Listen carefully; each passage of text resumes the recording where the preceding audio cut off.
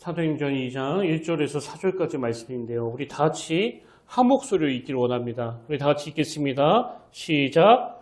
오순절 날이 이미 이르매 그들이 다 같이 한 곳에 모였더니 호련히 하늘로부터 급하고 강한 바람 같은 소리가 있어 그들이 앉은 온 집에 가득하며 마치 불의 혀처럼 갈라지는 것들이 그들에게 보여 각 사람 위에 하나씩 임하여 있다니 그들이 다 성령의 충만함을 받고 성령이 말하게 하심에 따라 다른 언어들로 말하기를 시작하니라.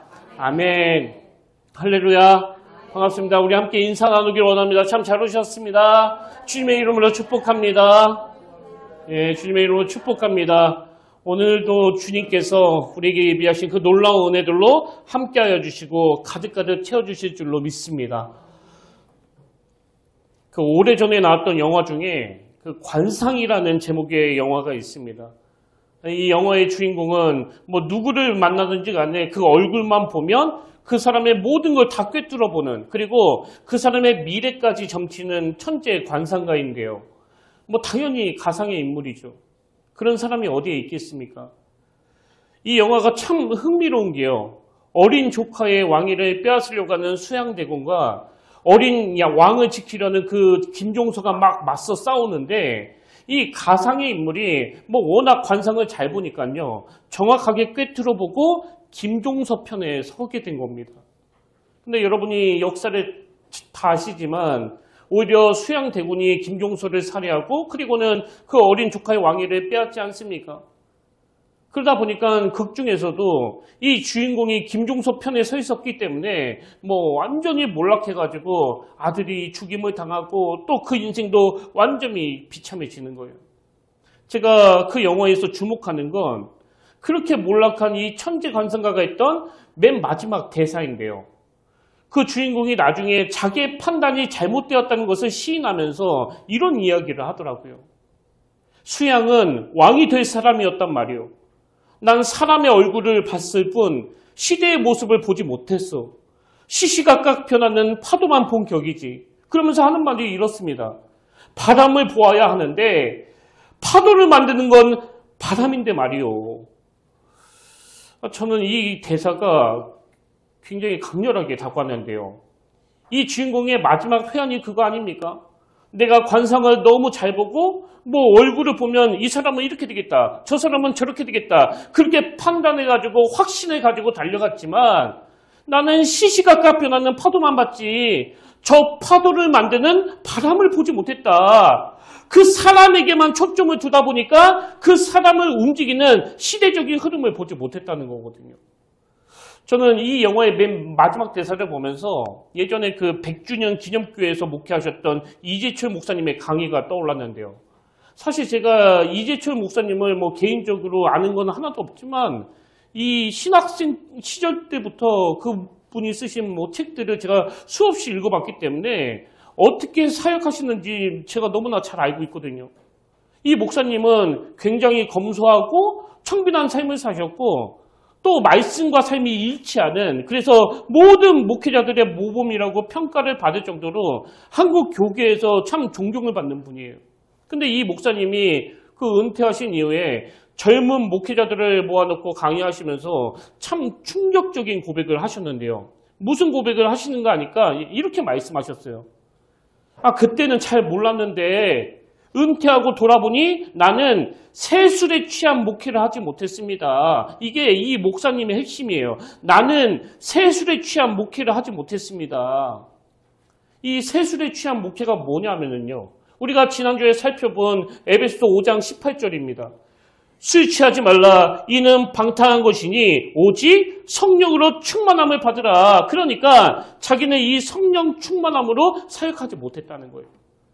그리고 오늘 본문 사도행전 2장에서 사도들이 오순절 성령 강림 사건으로 막 충만했던 그 사건을 빗대가지고 나는 세술에 취한 목회를 하지 못했다고 고백하시는데요. 왜 이런 고백을 하시는가 하니까 이 목사님이 강의 중에 계속 이런 말씀을 하시더라고요.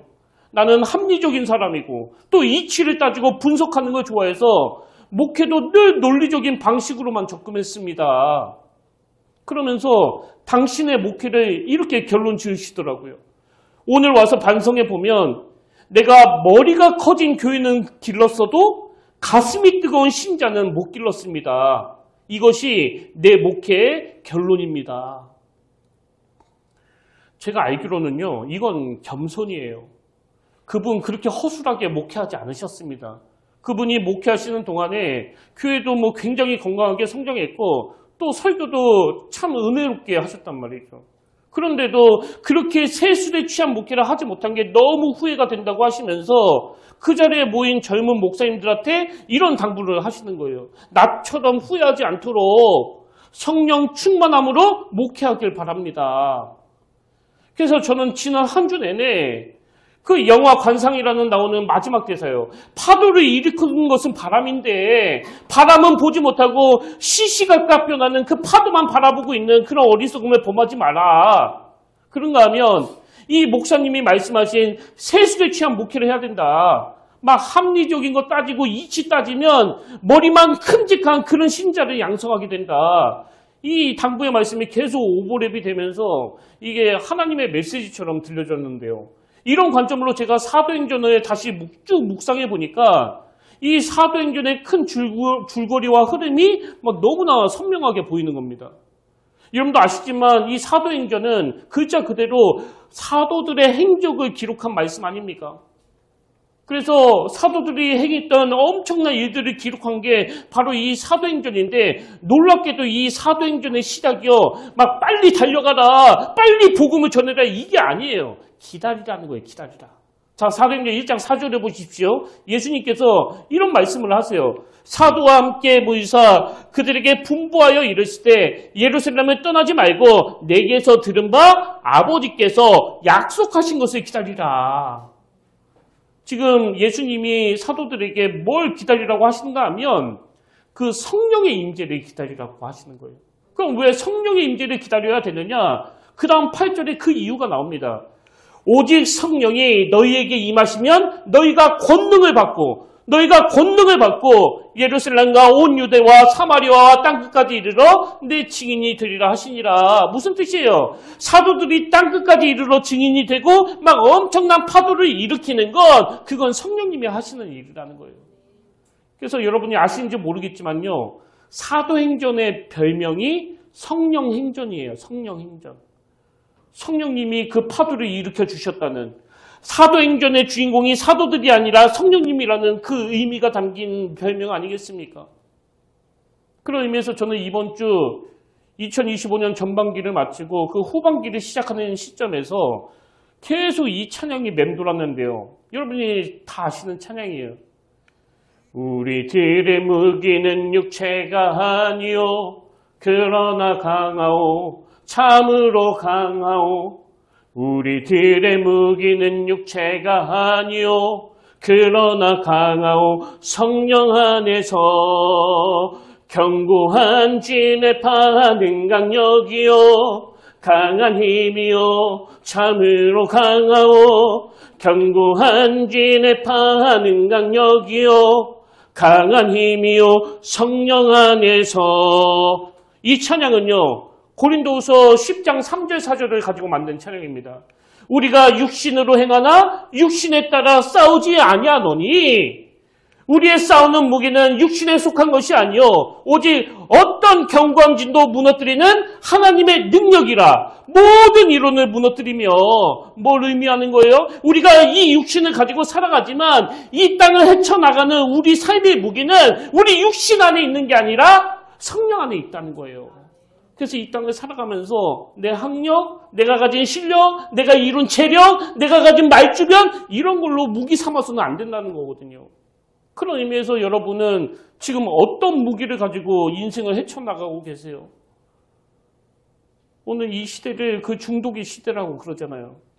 그리고 솔직히 말해서 뭐 저를 위시해서 여기 예배드리는 모든 분들이 다 중독되어 있는 거 아닙니까? 뭐에 중독되어 있는 거예요? 알코올 중독?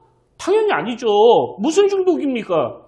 대부분이 그 스마트폰에 중독되어 있고 또 어떤 분은 끊을 수 없는 어떤 문제를 가지고 씨름하고 계시잖아요. 여러분 지금요 우리로 하여금 중독을 일으키는 우리 뇌를 마비시키는 강력한 진이 단단히 구축되어 있는 거예요. 그리고 그 강력한 진을 내가 가진 실력으로는, 내가 가진 의지력으로는 무너뜨릴 수 없기 때문에 이 말씀이 뭘 강조합니까?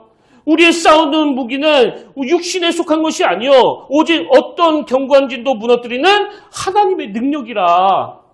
그래서 우리가 이 성령님이야말로 어떤 견고한진도 무너뜨리는 그 하나님의 능력이라는 사실을 인정해드리고 그분을 의지해야 된다는 거예요.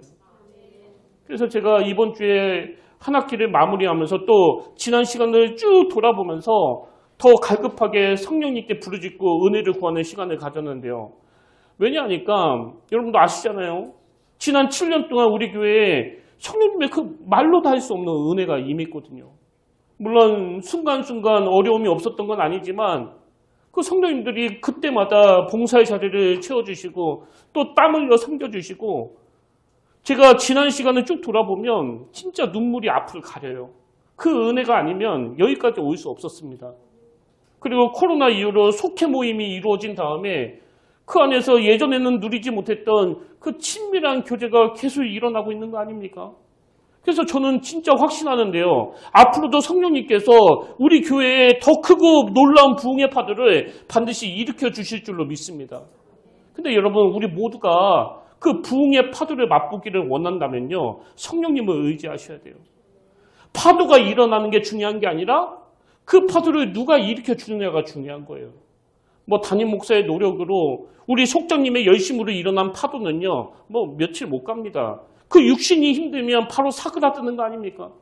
그래서 제가 이 성령님에 대해서 시리즈로 설교해야 되겠다. 그렇게 마음을 먹고 지난 한 주 내내 계속 이 성령님께 부르짖으면서 또 은혜를 구했는데요. 여러분, 우리가 한 학기를 그 부흥의 파도를 일으켜주신 성령님으로 마무리했다면 이번 2학기도 마찬가지예요. 성령님으로부터 우리의 사역이 시작되도록 그분의 임재를 사모해야 됩니다. 그래서 이번 주와 다음 주 제가 성령님에 대한 말씀을 이어서 선포하려고 준비하고 있는데요. 여러분, 다시 말씀드립니다. 이제 우리 교회는 전 교회적으로 부흥의 파도를 일으켜 주실 그 성령님을 의지하면서 기대감을 가지고 그분이 주시는 힘으로 함께 달려가기 원합니다. 그럴 때 성령님께서 더 강력한 파도로 임하여 주실 줄 믿습니다. 이게 바로 이름은 사도행전인데 1장 초반에서부터 주님이 사도들을 향해서 성령의 역사를 기다려라. 그 말씀을 주시는 의미고요. 사도들과 성도들이 그 주님의 말씀에 순종해서 그 오순절에 모여 간절하게 성령의 임재를 구하니까 드디어 오늘 본문에서 성령님의 그 강력한 역사가 시작이 되는 겁니다. 근데 제가 본문을 자세히 보니까 지금 성령님께서 바람의 이미지로 또 불의 이미지로 임재하시는데요. 자, 사도행전 2장 2절에 보십시오. 호련히 하늘로부터 급하고 강한 바람 같은 소리가 있어 그들이 앉은 온 집에 가득하며 또 3절 마치 불의 혀처럼 갈라지는 것들이 그들에게 보여 각 사람 위에 하나씩 임하여 있더니 이렇게 성령님의 임재가 바람의 이미지로 또 불의 이미지로 나타나는데요. 사실 이건 너무나 당연한 거예요. 왜냐하니까 이 성령의 히브리어로 루아흐라고 하는데요. 이 루아흐는 바람이라는 뜻도 있습니다. 그리고 또 하나님께서 인간을 창조하시는 과정을 담은 그 창세기 2장 7절에 보니까 여호와 하나님이 땅의 흙으로 사람을 지으시고 생기를 그 코에 불어넣으시니 사람이 생명이 된지라. 여러분, 하나님께서 우리에게 이 생기를 불어넣어주지 않으시면요. 우리는 그냥 조각품에 불과해요. 그것도 못생긴 조각품. 이걸 어디에다 내놓고 전시라도 할 수 있겠냐고요. 이런 보잘것없는 껍데기에 하나님이 강력한 생기를 불어 넣어주셨기 때문에 우리가 이렇게 하나님을 찬양하고 하나님께 영광을 돌리는 그런 가치 있는 삶을 기쁨으로 살아갈 수 있는 거거든요. 근데 여러분, 이렇게 하나님이 흙으로 빚으시고 그 속에 생기를 불어 넣으셨는데요. 그 생기가 바로 루아흐예요. 루아흐. 그래서 오늘 본문에서 성령 충만의 역사가 바람이라는 이미지로 오신 건 뭐 너무나 당연한 겁니다. 그런가 하면 불도 마찬가지예요. 구약에 보면 하나님의 임재를 이 불의 이미지로 표현하는 구절이 참 많은데요. 그 중에 대표적인 게 모세에게 임하신 하나님의 임재예요. 자, 출애굽기 3장 2절입니다. 여호와의 사자가 떨기나무 가운데로부터 나오는 불꽃 안에서 그에게 나타나시니라. 그가 보니 떨기나무에 불이 붙어 있으나 그 떨기나무가 사라지지 아니하는지라. 모세가 자기가 인생을 영위해 보려고 하다가 자기가 파도를 일으켜 보겠다고 하다가 뭐 사람을 죽이고 그 미디안 광야로 도망가서 완전히 그 비참한 인생으로 전락했는데 그때 하나님께서 떨기나무에 불로 임해 주셔가지고 이 모세를 만나 주시는 거예요. 그래서 모세가 불로 임재하신 하나님의 임재를 보고 뭐 다시 활력을 찾았다는 건 뭐 우리가 다 아는 내용 아닙니까? 근데 여러분, 제가 이번에 새롭게 발견한 게 있는데요. 그게 뭐냐니까 성령님이 바람의 이미지로 또 불의 이미지로 임재하시는데 그 이미지가 엄청 강렬하다는 거예요. 자, 사도행전 2장 2절에 보십시오. 호련히 하늘로부터 급하고 강한 바람 같은 소리가 있어. 어떨 때는요, 성령님이 그 봄바람처럼 임재하실 때가 있어요. 참 훈풍으로 상한 내 마음을 치료해 주시고 메마른 내 심령을 만져주시는, 그래서 너무나 따뜻하고 그 봄바람으로 임재하시는 그 은혜도 여러분이 경험하시겠지만요. 오늘 사도행전 2장에 나타난 성령님의 임재는 그런 훈풍이 아니라 태풍이에요. 태풍. 급하고 강한 바람. 가을에 그 태풍이 한번 오면 그 역동이 굉장히 강력하잖아요. 그래서 저기 남쪽에서부터 막 휩쓸고 올라오면 이 태풍이 가진 강력한 파괴력 때문에 우리 모두가 다 두려워하는데 오늘 본문에 나오는 성령님이 바로 그 이미지예요. 그런가 하면 불도 마찬가지입니다. 자, 본문 3절에 보십시오. 마치 불의 혀처럼 갈라지는 것들이 그들에게 보여. 여러분, 그 애들이 산에 가가지고 막 요런 모닥불 피워놓은 걸 가지고 이거 불의 혀다 뭐 이런 얘기 안 하잖아요. 저는 이번 산불도 그렇고 가끔씩 뉴스에서 너무나 가슴 아픈 그런 대형 화재 소식을 접할 때마다 거기서 불의 혀를 봐요. 불이 막 너무나 강렬하게 역사할 때 그 불의 혀가 보이거든요. 지금 본문에서 성령님이 임재를 표현하는데 그 불이 얼마나 강력했으면 마치 불의 혀처럼 갈라지는 것들이 그들에게 보여요. 그럼 왜 성령님은 그 제자들에게 그런 강력한 이미지로 임재하셨느냐? 그 당시 예수님의 제자들은요, 막 그야말로 질이 멸렬한 그런 상태였거든요. 예수님의 죽으심을 목도하고는 그들 모두가 막 두려움과 그 공포에 휩싸여가지고 나 이제 옛날로 다시 돌아갈 거야. 나 고기잣돈 때로 돌아갈 거야.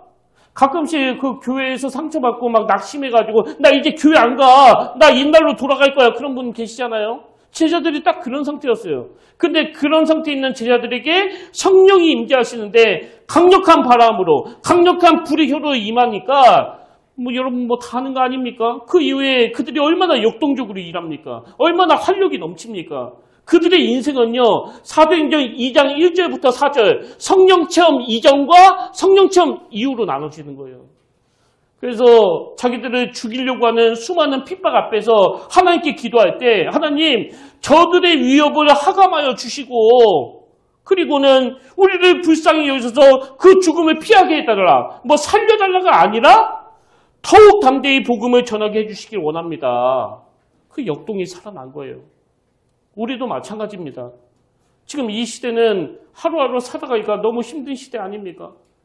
그리고 오늘날 교회들을 보면 뭐 집단 우울증에 걸린 것 같아요. 이제 뭐 부흥은 어렵다. 우리 교회는 더 이상 안 된다. 다음 세대는 교회를 다 떠나가고 있다. 뭐 그런 이야기들을 제가 수없이 듣고 있거든요. 근데 여러분 이 시대는요. 무엇보다도 이 성령의 역동이 그래서 필요한 겁니다. 강력한 바람으로 임재하시는 또 불의 혀로 임하시는 그 성령의 역사. 저에게 신앙 상담을 요청하시는 분들 중에 거의 절반이요. 어떤 문제로 전화를 주시는가 하면 그 우울증 문제예요. 우울증 문제.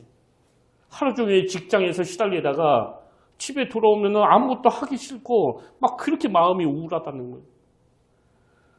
사실 우리 집도요. 뭐 별반 다르지 않습니다.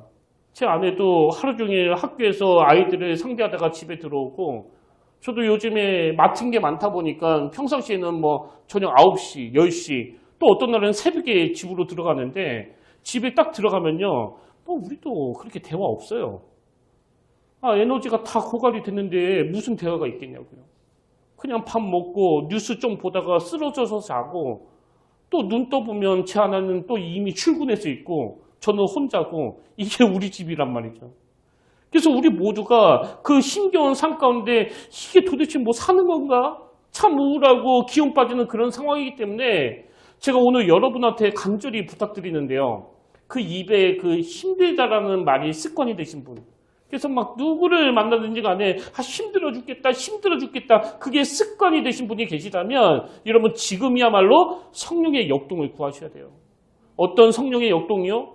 무기력하게 우리 고기나 잡으러 가자. 다시 옛날로 돌아가자. 그랬던 제자들을 하나님의 역사를 이루어가는 그 놀라운 용사로 바꿔주신 그 성령의 역동이요. 그래서 성령님 저에게 역동을 주시기 원합니다. 다시 한번 활력을 허락해 주시기 원합니다. 이런 자세가 우리에게 필요한데요. 근데 여러분 이런 강력한 성령의 일하심을 경험하셨거나 또 경험하기를 원하시는 분들이 꼭 해야 되는 게 있습니다. 자, 사도행전 2장 4절에 보십시오. 그들이 다 성령의 충만함을 받고 성령이 말하게 하심을 따라 다른 언어들로 말하기를 시작하니라. 지금 그들의 언어가 바뀌었는데요. 제가 여기서 말하는 다른 언어가 뭔지를 쭉 살펴보니까 바로 앞에서 오순절을 맞이해서 찾아온 그 수많은 사람들의 지역 이름이 쭉 열거가 되고 그들의 변화된 언어가 11절에 나오더라고요. 제 11절을 보십시오. 그레데인과 아라비아인들이라. 그 다음 보세요. 우리가 다 우리의 각 언어로 하나님의 큰 일을 말함을 듣는도다. 그 성령의 강력한 임재가 있기 전에는 내가 이제 뭘 하겠냐. 안 죽으면 다행이지. 나 이제 옛날로 돌아갈 거야. 나 다시 고기 잡으러 갈 거야. 이랬던 주님의 제자들인데 그들이 어떻게 바뀌었습니까? 하나님의 큰 일을 말하기 시작한 거예요. 그래서 우리가 뭐 그냥 힘들어 죽겠습니다. 회사도 힘듭니다. 부부관계도 힘듭니다. 또 뭐도 힘듭니다. 그러면요. 교회 와가지고 속회 모임 가가지고 하나님의 큰 일을 선포해야 돼요. 그러려고 속회 모임이 있는 거거든요. 여러분 한 10번 그렇게 죽겠다 했으면 한 번 정도는 그 힘든 삶 가운데 개입하시는 하나님의 일하심을 말해야 되는 거 아닙니까? 뭐 10번을 20번으로 고쳐드릴까요? 아니 20번을 죽겠다 했으면 한 번 정도는 그 역동적인 하나님에 대해서 말씀하셔야 되는 거 아니냐고요. 뭐 맨날 이것도 어렵고 저것도 어렵고 이것도 문제고 저것도 문제고 현실적으로 다 어려운 거 알겠는데 여러분 가끔씩 한 번은요 성령의 강력한 역동을 사모하는 사람답게 하나님의 크심을 하나님의 행하신 큰 일을 선포하셔야 돼요. 이게 왜 중요한가 하면 제가 요즘에 너무 더워가지고 그 일주일에 한 번 만보 걷기를 하는데요. 그러면 저는 계속 걸으면서 이걸 선포해요. 성령님 들으시라고. 세상에 저 같은 걸 통해서 어떻게 그런 놀라운 일을 하셨습니까? 지난 7년 동안 우리 교회가 참 평안했던 건 다 하나님의 은혜입니다. 그렇게 제가 자꾸 걸으면서 선포하고 그렇게 만보를 걸으면요. 뭐 만보 걷기를 하는 것만으로도 인체에 뭐 좋은 호르몬이 나와서 기분도 좋아지지만 저는 더 기분이 좋아져요. 왜? 한 1시간 20분 정도 만보 걷기를 하는 동안에 이 미천한 저를 통해서 행하신 하나님의 그 놀라우신 일을 선포했기 때문에. 그래서 주일마다 저에게 있는 고민이 뭐냐면요. 설교 시간에 제가 소리를 너무 지른다는 거예요. 저도 매번 다음 주는 살살해야지 그렇게 다짐하거든요. 뭐 한 5분 정도는 살살하는 것 같은데 근데 5분이 지나가면 갑자기 막 소리를 꽥꽥 지르는 거 아닙니까? 여러분도 듣기 힘드시죠? 이 역동이 제 안에서 통제가 안 돼서 그래요.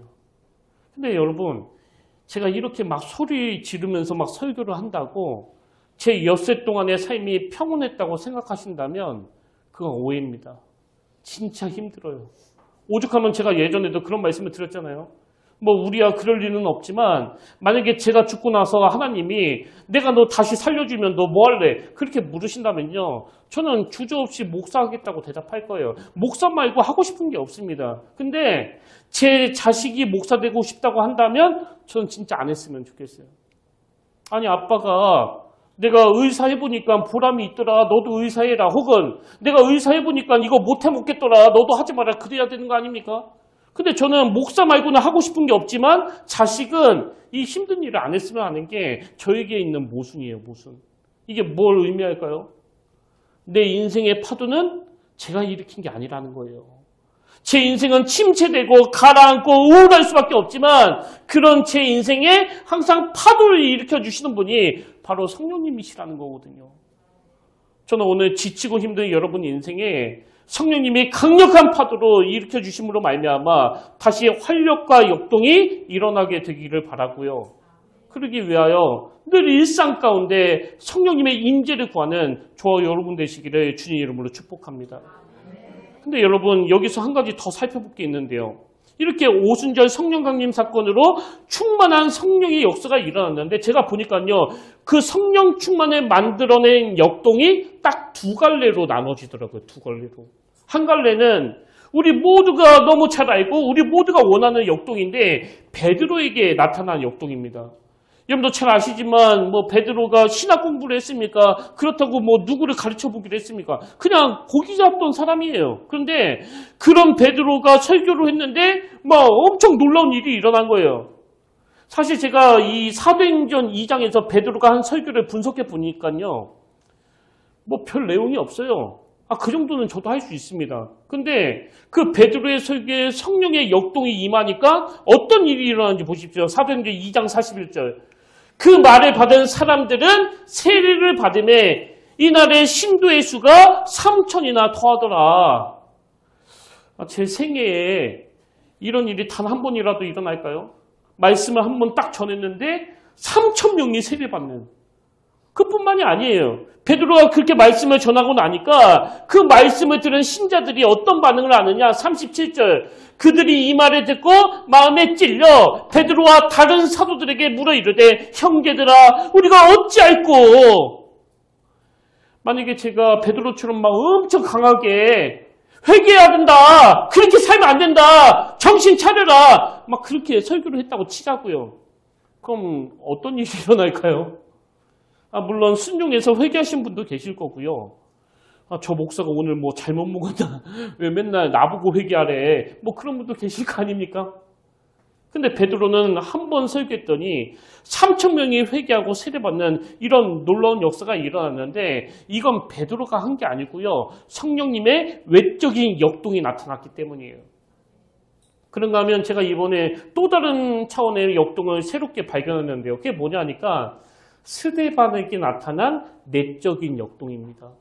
스데반도 베드로처럼 똑같이 성령 충만함으로 말씀을 전했거든요. 그랬더니 이번에는 어떤 일이 일어나느냐. 사도행전 7장 54절입니다.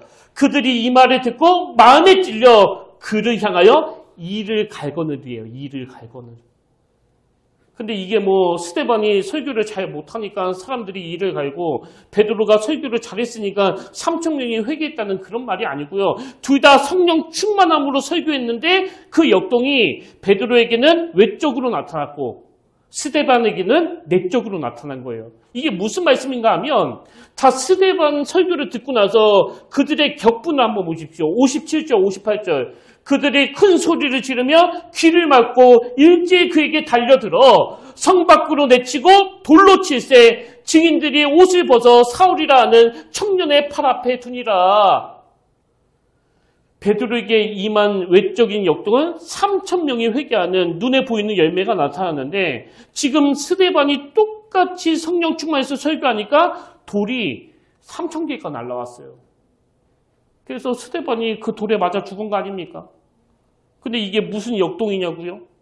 자, 스데반에게 어떤 일이 일어났는지 그 과정을 한번 보십시오. 59절. 그들이 돌로 스데반을 치니 스데반이 부르짖어 이르되 주 예수여 내 영혼을 받으시옵소서. 그 다음 60절. 무릎을 꿇고 크게 불러 이르되 주여 이 죄를 그들에게 돌리지 마옵소서. 여러분 스데반이 드린 이 기도는요. 놀랍게도 예수님이 십자가 상에서 한 기도와 똑같은 기도예요. 베드로처럼 외적인 역사는 일어나지 않았는데 스데반 내면에 성령의 역동이 일어난 거거든요. 그래서 여러분 제가 지난 몇 주 전에 소개해드렸던 고린도전서 15장 55절이요. 사망아 너의 승리가 어디 있느냐? 사망아, 내가 쏘는 것이 어디 있느냐. 여기 나오는 사망이 가진 독침이 그 죽음에 대한 치명적인 공포와 두려움이라고 한다면 지금 스데반은요, 그 내면에 성령의 강력한 역동이 임하니까 그 죽음의 공포와 두려움이 완전히 제거가 된 거예요. 그래서 죽어가면서도 저들을 용서해달라고, 저들이 모르고 하는 짓이라고. 그리고 이 내적인 역동은요, 스데반에서 끝난 게 아닌 게 방금 우리가 말씀에서 봤지만 사도 바울이 변해지기 전에 악하고 강팍했던 바울일 때 그 현장에서 돌 던지는 사람의 그 옷을 맡아주는 일을 했잖아요. 근데 제가 많은 신학 서적에서 수없이 읽었던 일치된 내용이 뭐냐? 그때 강팍했던 청년 바울이 죽어가는 스데반의 모습을 보고 엄청 충격을 받았다는 거예요. 저게 어떻게 가능하지? 어떻게 돌 던지는 사람들을 위해서 기도할 수 있지? 그래서 많은 신학자들이 주장하는 게 이거예요. 사도 바울이 나중에 다메섹 도상에서 주님의 부르심 앞에 꼬꾸라질 수 있었던 여러 원인들 중에 그 스데반의 죽음에 충격을 받았던 그 영향도 있었을 것이다. 물론 추측이죠. 뭐 성경에 없는 건 다 추측이에요. 그러나 저는 근거가 있는 주장이라고 생각해요. 여러분, 우리가 원하는 건 베드로의 역동이에요. 막 성령 충만해서 사업이 불같이 일어나고, 막 성령 충만해서 유명해지고 사람들한테 인정받고, 성령 충만해서 개척했더니 막 사람들이 벌떼처럼 모여들고, 뭐 누구나 다 이 외적인 역동을 원하는 거 아닙니까? 그렇다고 해서 이 외적인 역동이 나쁘다는 말은 아니에요. 외적인 열매도 분명한 성령님의 역사입니다. 그래서 누군가는 베드로처럼 말씀 한 번 전했을 뿐인데 수많은 사람들이 변화되는 그런 강력한 열매를 맺을 수 있는데, 중요한 건요, 그 열매의 크기가 아니라 그 역동의 주인이 바로 하나님이시라는 거예요. 그래서 저는 지난주 내내 저희 아버지 생각이 막 그렇게 나더라고요. 사실 저희 아버지는요, 췌장암 사기라는 이런 암울한 진단을 받을 때까지만 해도 베드로에게 나타난 이 외적인 역동을 원하셨습니다. 그래서 하나님이 이 병을 고쳐주신다면 제가 이 하나님의 일하심을 전하겠습니다. 만약에 저희 아버지가 병고침을 받았다면요, 전국을 막 돌아다니면서 내가 암 사기였는데 하나님께 그 성령 충만을 구하는 기도를 드렸더니 막 불이 임해가지고 이 암덩어리가 다 제거가 됐습니다. 할렐루야! 막 그러면서 간증하셨을 거예요. 그리고 저희 식구들 모두도 똑같은 마음으로 하나님께 제발 우리 아버지 좀 살려달라고 그렇게 부르짖으면서 기도했단 말이죠. 근데 여러분이 다 아시는 것처럼 하나님은요, 저희 아버지에게 그런 외적인 역동을 허락하지 않으셨습니다. 그 대신에 저는 하나님께서 내적인 역동을 주셨다고 확신하는데요. 제가 왜 확신을 하는가 하면 저희 아버지가 인생의 마지막에 다가올수록 더 간절하게 묵상하셨던 게 바로 예수님이 십자가상에서 겪으셨던 그 고통이거든요. 나는 진통제를 먹어도 이렇게 아픈데 우리 주님은 그 고통을 어떻게 참으셨을까? 저희 어머니도 마찬가지 아닙니까?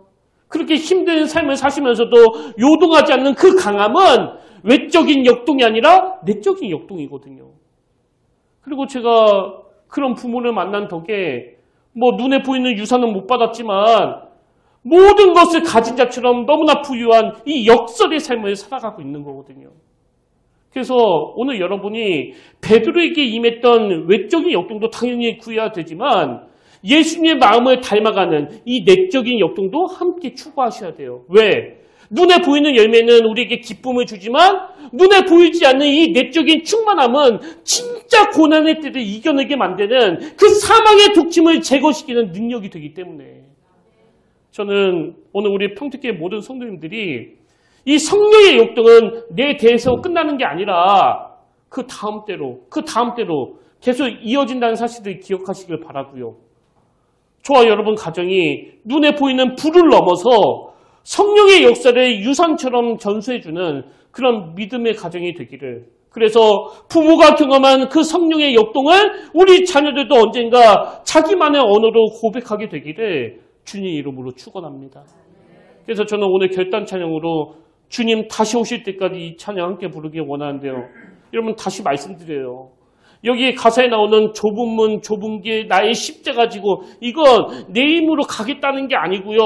인생의 파도를 일으켜주시는 그 성령님을 의지하며 가겠다는 거예요. 그리고 그럴 때 나를 맞아주시는 영광의 주님을 볼 수 있다는 겁니다. 이 찬양 함께 부르실 때 우리 인생의 활력과 또 역동을 부어주시는 그 성령님을 사모하면서 우리 간절한 마음을 담아서 이 찬양 함께 부르기를 원합니다.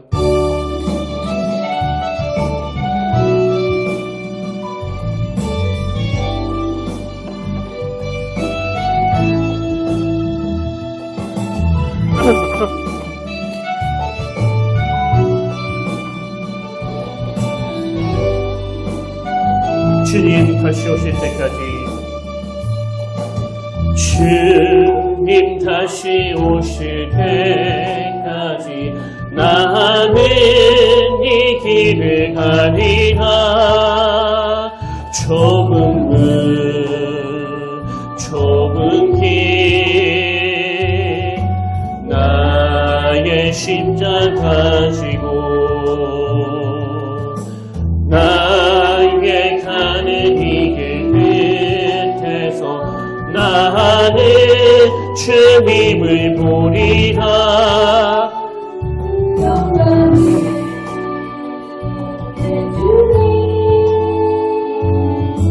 나를 맞아주시리. 주님 다시 오실 때까지 나는 일어나 달려가리라. 주의 영광 온 땅 덮을 때 나는 일어나 노래하리. 내 사모하는 주님 온 세상 그러시라. 내 사모하는 주님 영광의 왕이시라. 주님 다시 오실 때까지 나는 일어나 달려가리라. 주의 영광 온 땅 덮을 때 나는 일어나 노래하리.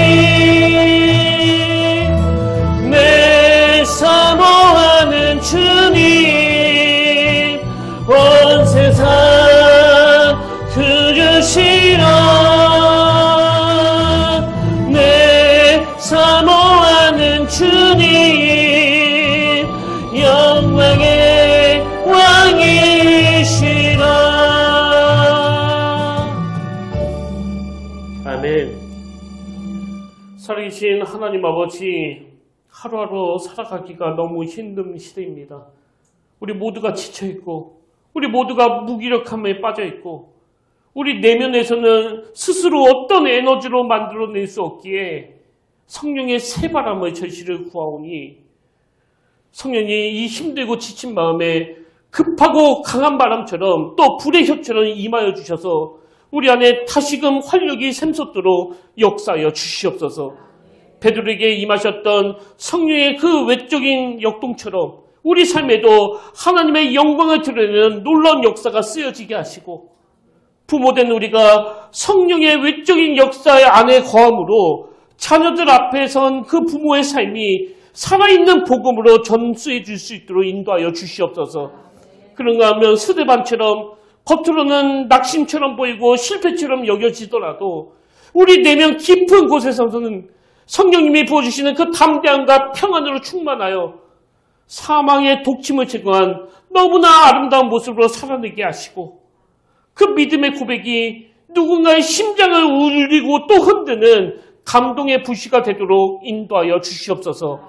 오늘도 지친 이 시대를 살아가는 우리 모두에게 외적인 역동과 내적인 역동으로 부흥의 새바람을 임하여 주실 줄 믿사오며 예수님의 이름으로 기도드립니다. 아멘. 이제 다 자리에서 일어나셔서 우리 결단 찬양으로 처음 불러보는 찬양입니다. 한라에서 백두까지 사실 그 처음 불러보는 찬양을 결단 찬양으로 정하는 게 좀 고민이 됐는데요. 이 찬양 후렴 부분이 지난주부터 계속 입가에 맴돌아가지고 여러분과 함께 불러보고 싶었습니다. 우리 가사 한마디 한마디에 집중해서 이 찬양 부르실 때 성령님의 그 생기, 성령님의 그 역동으로 저와 여러분의 영이 그리고 여러분의 가정과 우리 평택교회가 되살아나는 은혜를 맛보게 되시기를 주님 이름으로 축복합니다.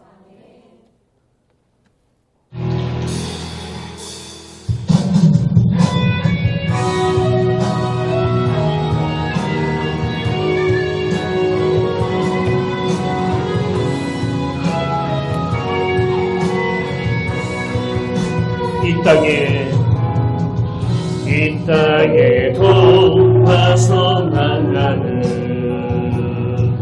가득한 죄악 용서하소서. 모든 우상들은 무너지고 주님만 높이는 나라 되게 하소서. 이 땅에 지친 모든 영혼 주 예수 사랑하게 하소서. 저들의 아픔과 눈물 씻는 주님의 보혈 이 땅 치유. 성령의 새바람, 성령의 새바람 이 땅에 들어오소서. 주의 영 그 생기로, 주의 영 그 생기로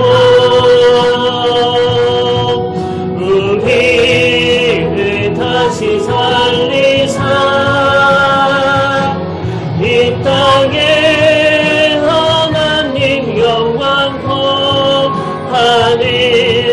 기름 나라가 되게 하소서. 열방에 하나님 영광 비추는 그런 교회가 되게 하소서. 한라에서 백두까지, 한라에서 백두까지,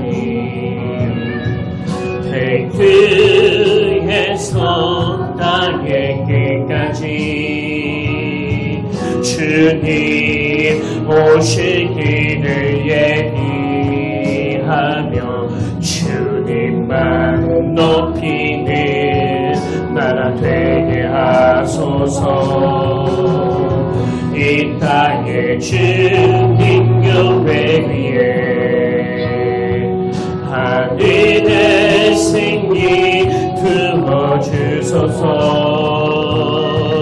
열방을 치유하는 주 백성 주님의 군대를 일으켜 우리 힘내서 주님과 성령의 새바람, 성령의 새바람 이 땅에 들어오소서. 주의 영 그 생기로, 주의 영 그 생기로 우리를 다시 살리사 이 땅에 하나님 영광 통하는 그런 나라가 되게 하소서. 열방에 하나님 영광 비추는 그런 교회가 되게 하소서. 성령의 새바람, 성령의 새바람 이 땅에 들어오소서. 주의 영 그 생기로, 주의 영 그 생기로 우리를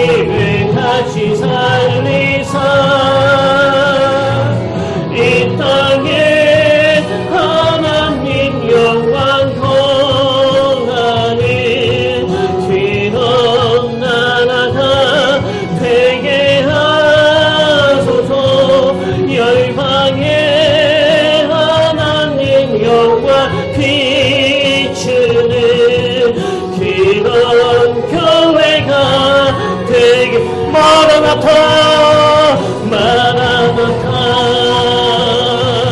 마라나타 아멘 주 예수여 오시옵소서 마라나타 마라나타 아멘 주 예수여 오시옵소서. 우리 처음부터 불러보기 원합니다. 마라나타 주 예수여 어서 오시옵소서. 땅의 모든 길 모든 요소 주를 찬송하게 하. 마라나타 주 예수여 마라나타 주 예수여 어서 오시옵소서. 모든 열방이 주께 돌아와 금주며 인내하게 하소서. 우리 주님 다시 오실 길을 만들자. 십자가를 들고 땅끝까지 운행하리라. 우리 주님 하늘 영광 온 땅 높을 때 우리 땅끝에서 주를 맞으리. 마라나타 마라나타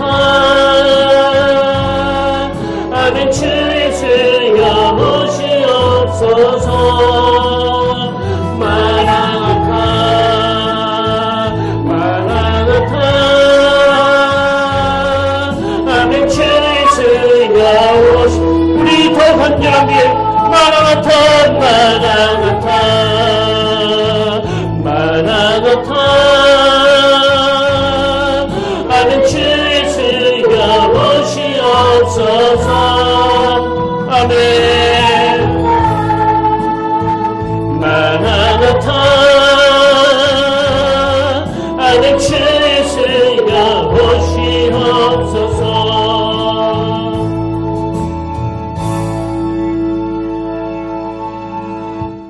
하나님 아버지, 이제 우리 모두가 다 내일 또다시 세상을 향해 나아갑니다.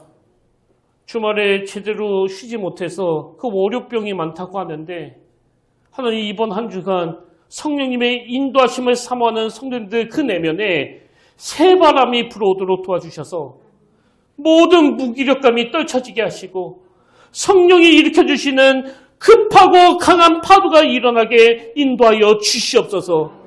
그래서 그 역동의 힘으로 한 주를 거뜬히 살아내고 기쁨으로 다시 모여 예배할 다음 주일을 사모하고 기대하며 그렇게 성령님의 은혜를 풍성히 누리는 복되고 아름다운 한 주간이 되게 하여 주시옵소서. 이제는 우리 주 예수 그리스도의 은혜와 하나님 아버지의 탐없는 사랑과 성령님의 감동, 감화, 위로, 교통, 충만하심의 역사가 오늘 무기력함 속에서 새바람을 구하고 겉으로는 지쳐 있어도 그 내면의 불길이 다시 타오르기를 갈망하며 원하며 예배하는 모든 주의 자녀들 머리 위에 지금부터 영원토록 함께 하시기를 간절히 축원하옵나이다.